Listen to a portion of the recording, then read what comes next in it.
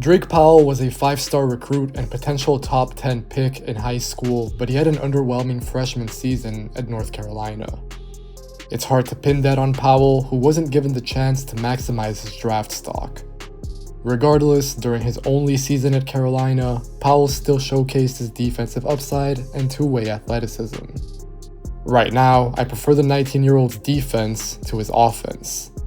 There, I have questions about how good of a shooter Powell is, how much he can self-create, and whether he's physical enough despite his run and jump ability.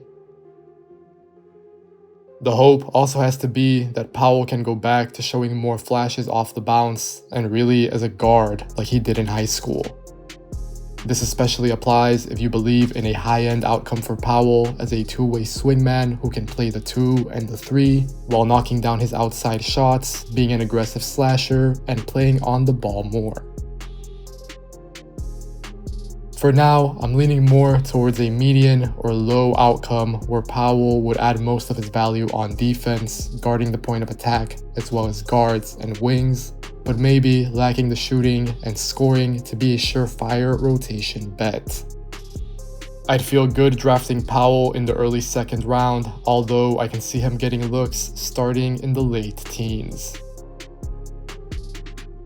Before anything else, let's actually dial in on Powell defensively. This end of the floor was where he truly excelled at while at Carolina. But also, defense, both on and off the ball, is where I predict Powell to add the most short-term value to his future NBA team. Looking at the stats, Powell averaged 0.7 steals and blocks per game, combining for a total of 51 stocks in 37 contests. The numbers will ideally see a slight uptick, but Powell is one of those prospects where the tape and the context is particularly important.